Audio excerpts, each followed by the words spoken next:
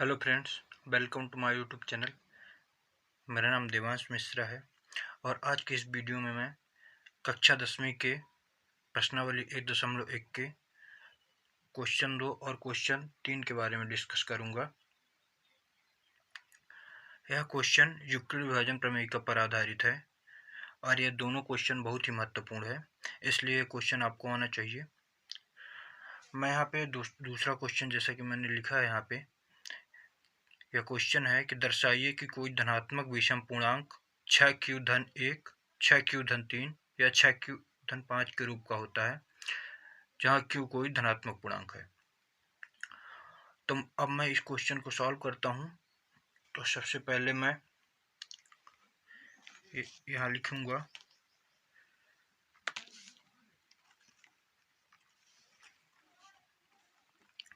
अल्लाह। सबसे पहले हम मानेंगे, माना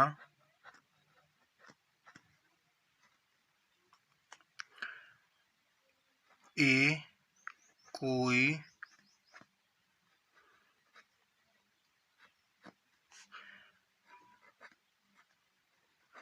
धनात्मक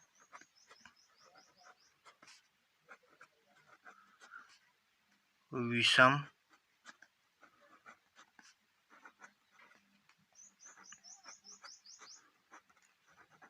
पूर्णांक है।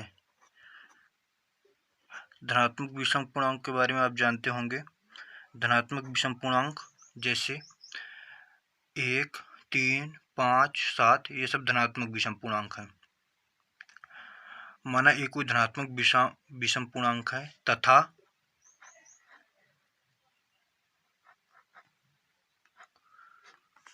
b बराबर 6 है। b बराबर हमें यहाँ से मिला, देखिए क्वेश्चन में ही दिया है, यहाँ पे 6 है। ये पार्ट हमारा b ये होता है, ये हमारा 6 है b। अब यहाँ पे हम यूक्लिड विभाजन प्रमेयिका का प्रयोग करेंगे।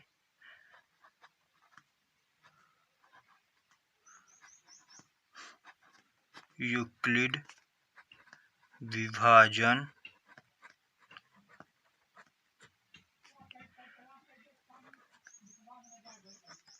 प्रमेयिका से यूक्लिड विभाजन प्रमेयिका से यहाँ पे b बराबर 6 दिया है, तो यहाँ पे हम लिखेंगे यदि b बराबर 6, तो अब हम यूक्लिड विभाजन प्रमेयिका की कंडीशन जो होती है उससे देखेंगे। इसकी कंडीशन क्या होती है कि हमारा जो शेषफल होता है, जो हमारा शेषफल हमारा होता है r, वह 0 से बड़ा या उसके बराबर हो सकता है और b से हमारा क्या हो सकता है, b से हमारा छोटा होना चाहिए। ये होती है यूक्लिड विभाजन प्रमेयिका। तो हमारा r क्या होना चाहिए, 0 से बड़ा हो या बराबर हो और b से हमारा छोटा हो। तो हमारा 6 से छोटा हो और 0 से 0 भी हो सकता है और 0 से बड़ी संख्या 5 तक। तो हमारे संभावित शेषफल हो जाएगा, अतः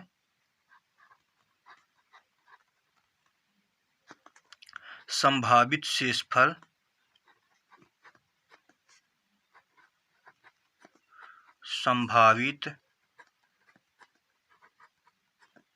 शेषफल हमारी क्या हो जाएंगे, 0 के बराबर होना चाहिए, तो हमारा सबसे पहले 0 हो जाएगा, 1 हो जाएगा, 1 6 से छोटा है, 2 भी हमारा 6 से छोटा है, 3, 4 और 5।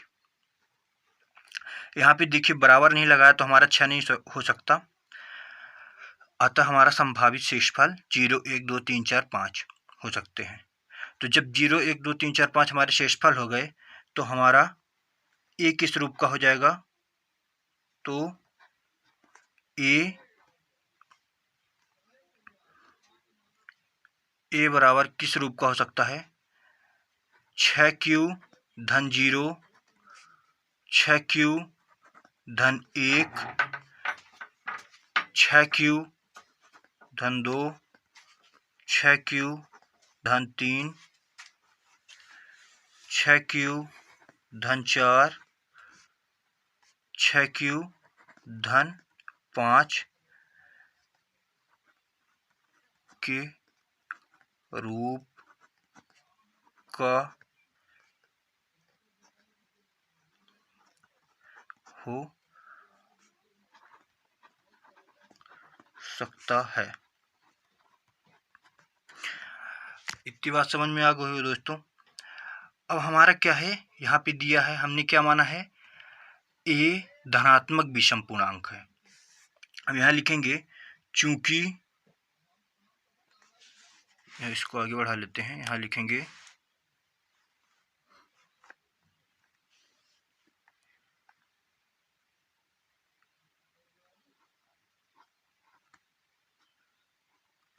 चूंकि यहाँ पे हमने माना है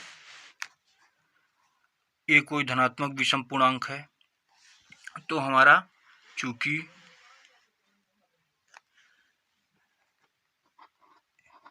ए विषम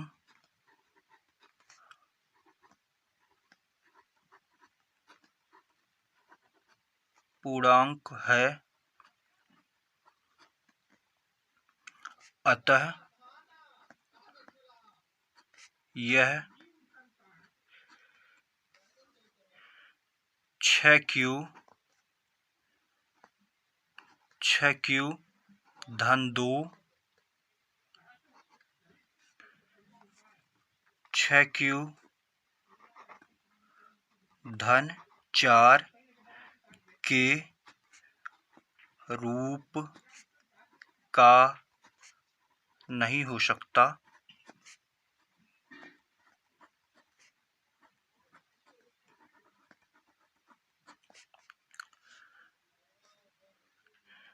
क्योंकि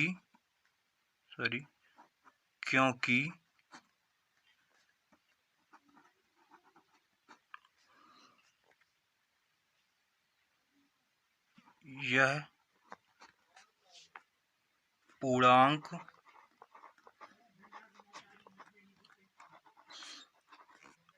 दो से विभाज्य हैं।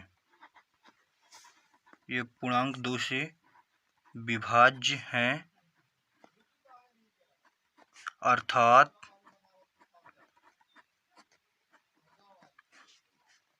समपूर्णांक हैं।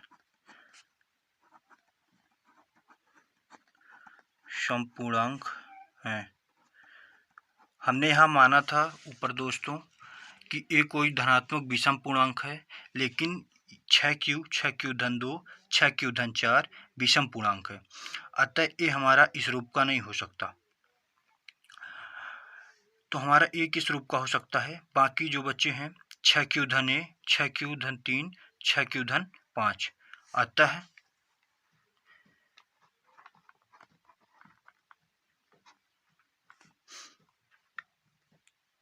ए 6q धन 1, 6q धन 3, 6q धन 5 के रूप का होगा। ये हमारा सिद्ध हो गया। हमारा ये क्वेश्चन देखिए सॉल्व हो चुका है दोस्तों, देख सकते हैं। अब हम इसके बाद अपने अगले क्वेश्चन पे बढ़ेंगे।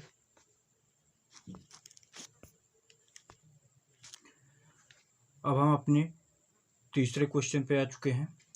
क्वेश्चन देखिए मैंने लिखा है, किसी परेड में 616 सदस्यों वाली एक सेना की टुकड़ी 32 सदस्यों वाले एक आर्मी बैंड के पीछे मार्च करना है। दोनों समूहों को समान संख्या वाले स्तंभों में मार्च करना है। उन स्तंभों की अधिकतम संख्या क्या है जिससे वे मार्च कर सकते हैं?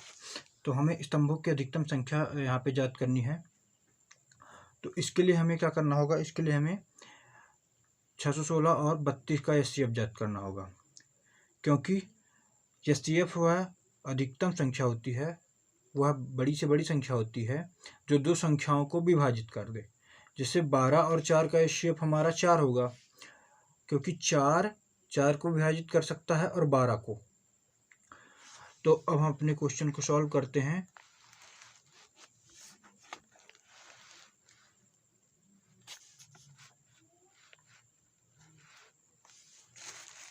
ये शुरू करते हैं। यहाँ पे सबसे पहले लिखेंगे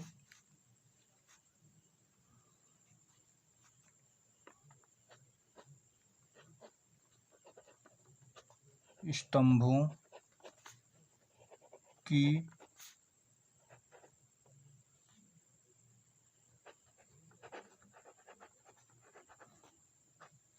अधिकतम संख्या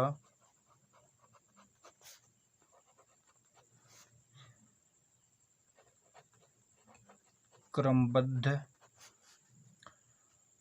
रूप से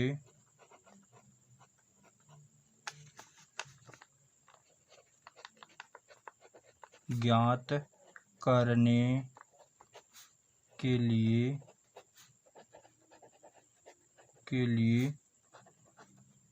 एचसीएफ क्या 616, 32 ज्ञात करना होगा। अब हम यूक्लिड विभाजन प्रमेयिका के प्रयोग से इन दोनों का एचसीएफ ज्ञात करेंगे। तो यहाँ लिखेंगे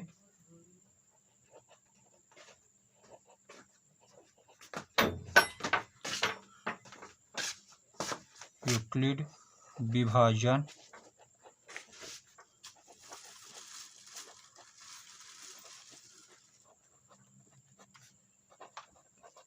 प्रमेयिका से हम यूक्लिड विभाजन प्रमेयिका का प्रयोग करेंगे। यूक्लिड विभाजन प्रमेयिका हमारी होती है A बराबर BQ धन R।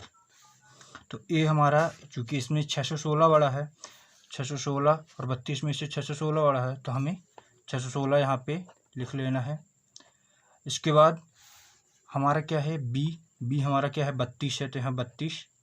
Q हमारा क्या होता है, A और B का भागफल, तो हमारा यहाँ 19 होगा और शेष फल हमारा 8 होगा। यहाँ पे मैंने भाग किया है इसको, देख सकते हैं आप। हमारा भागफल 19 आया है और शेष फल 8 आया है। तो हमारा ये हो गया। अब हमें 32 फिर से चरण 2 पे जाना है, तो हम चरण 2 पे क्या करेंगे, 32 हमारा ए की जगह पे आ जाएगा और 8 हमारा बी की जगह पे चला जाएगा। तो हम जानते हैं कि 8 चौक 32 होता है, तो हमारा हो जाएगा ये, और शेषफल हमारा 0 हो जाएगा। शेषफल 0 ही हमें प्राप्त करना है। हमारा एचसीएफ यहाँ पे आ गया। एचसीएफ होगा हमारा, एचसीएफ हमारा होगा 8। यही हमारी स्तंभों की अधिकतम संख्या होगी। हमारा ये दूसरा क्वेश्चन भी सॉल्व हो गया। देखिए, धन्यवाद दोस्तों। वीडियो अच्छा लगा हो तो वीडियो को लाइक करें, अपने दोस्तों के साथ शेयर करें, और इसी प्रकार की पढ़ाई से रिलेटेड वीडियो प्राप्त करने के लिए चैनल को सब्सक्राइब करें। धन्यवाद।